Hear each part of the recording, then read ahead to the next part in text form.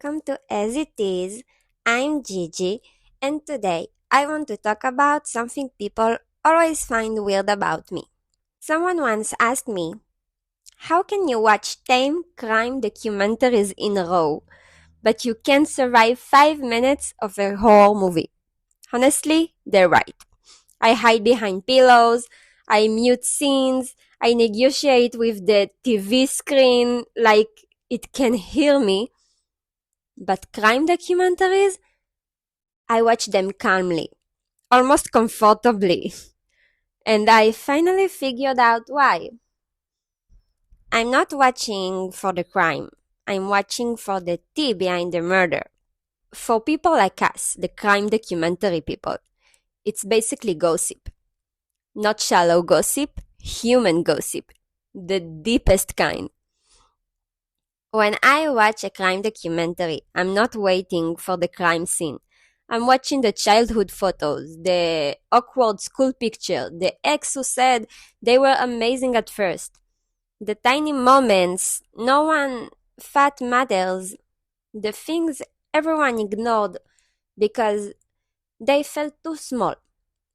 Because what fascinates me isn't what happened, it's how someone gets there. How does a normal day becomes the worst day of someone's life? How many small decisions exist before one irreversible moment? Horror movies don't care about that. Horror drops you straight into fear. Crime stories show you the path. And I think that says something about us.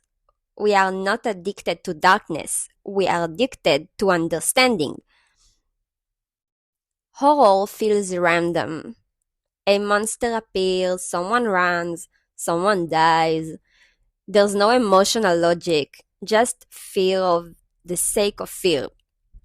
And my brain rejects it because real life isn't about random like that. People don't wake up evil. People don't suddenly become strangers. There's always a before, always a build up, always a series of tiny moments that slowly change direction. Crime stories give me something horror never does: context. And context makes the world feel readable, understandable, almost predictable. Maybe that's why crime documentaries don't scare me. They make me feel prepared and in control. I think a lot of us watch crime stories because we are trying to answer one quiet question. Could I see it coming? Would I have known? Would I notice the signs? Would I trust my intuition? Would I have lived earlier? Or would I do what we all do? Explain it away one more time. It's not morbid, it's human.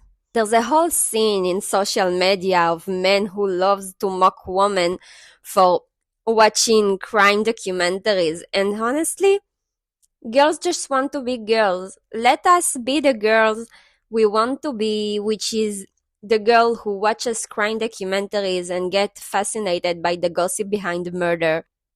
It's just advanced gossip. It's the most intellectual version of, wait, tell me everything. We want the full timeline, the relationship dynamics, the emotional turning points. Who ignored what? Who stayed too long? Who believed something they shouldn't have? Because human beings aren't storytellers. We learn through other people's life. We analyze pattern, we compare choices, we mentally rewrite endings. And it's the same instinct as listening to a friend who tells you about a breakup. You don't listen for entertainment. A little bit for entertainment, but you listen to understand people. You listen to understand yourself. And here's the truth nobody say out loud. Crime documentaries aren't about violence. They are about decision making under emotion. Every story is a change of moments when someone felt something strongly. Love, jealousy, loneliness, pride, ego, and made one decision too many from that feeling. And that's terrifying because we all make emotional decisions every day and we never know who the person is in front of us and what they are thinking. The difference isn't morality, it's escalation. And suddenly you realize the distance between normal and irreversible is smaller than we like to believe. It makes you softer toward people, more observant, less judgmental, because suddenly you see how fragile the line is between ordinary and irreversible. You know what I noticed when I finish a crime documentary? I don't feel scared, I feel relieved. I start thinking about communications, boundaries, trust, and silence. The moment we ignore discomfort just to keep peace, the message you almost sent, the conversation you postponed, the feeling you knew was wrong but stay quiet about, the way intuition whispers long before reality screams. Crime stories slow life down. They force you to ask, where am I ignoring something? Where am I choosing comfort over truth? Where am I pretending everything is fine? Because the real horror in life isn't monsters, it's denial. And maybe that's why horror movies don't work for me. They show fictional danger. Crime documentaries show emotional reality, and emotional reality is what actually changes people. Because deep down, we are not watching to judge.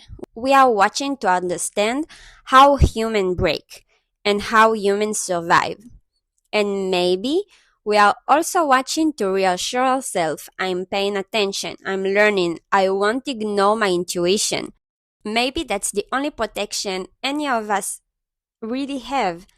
So, no, I don't watch horror movies, I study people, which sounds impressive until you realize I mostly do it from my couch. I watch small moments, the turning points, the conversations that seemed insignificant at the time, because life rarely changes in dramatic explosions. It changes quietly. One direction, one silence, one choice that makes small until it isn't. And that part stays with me.